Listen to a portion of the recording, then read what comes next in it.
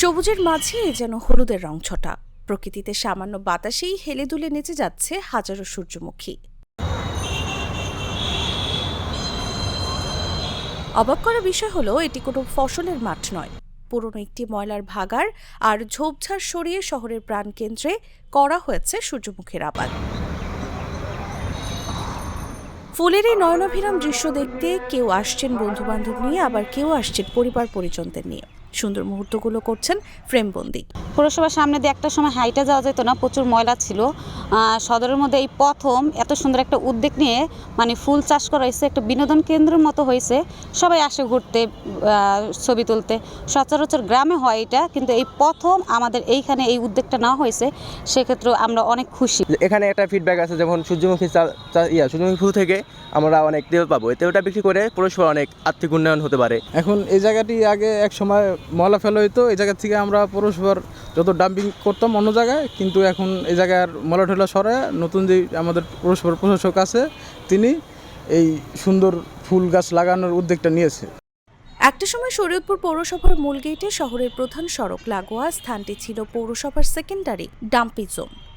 বছরের পর বছর ধরে জায়গাটিতে রাখা ময়লা আবর্জনার দুর্গন্ধে পৌরসভায় প্রবেশ কিংবা প্রধান সড়ক দিয়ে যাওয়া মুশকিল ছিল পথচারীদের। কয়েক মাস আগে শরীয়তপুর জেলা প্রশাসনের অতিরিক্ত জেলা প্রশাসক পিঙ্কি সাহাকে পৌর প্রশাসক নিযুক্ত করা হলে তিনি উদ্যোগ নিয়ে ময়লার ডাম্পিং জোনকে সরিয়ে গড়ে তোলেন গ্রিন স্পেস। প্রায় ৪৪ শতক জমিতে আবাদের পরিকল্পনা নেন সূর্যমুখীর। পৌরসভার সামনে আপনারা এখন যে সূর্যমুখী বাগান দেখতে পাচ্ছেন, ওটা আসলে ছিল আমাদের একটা সেকেন্ডারি ডাম্পিং স্টেশন।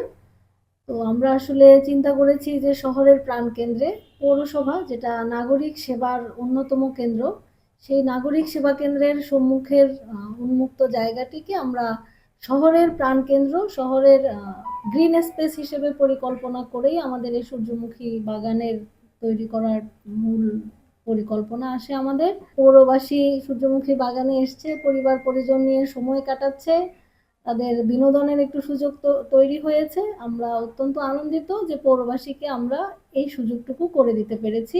পৌরসভা কর্তৃপক্ষের এমন উদ্যোগকে সাধুবাদ জানিয়েছেন স্থানীয়রা। তাসলিমা তিথি, জাগো নিউজ।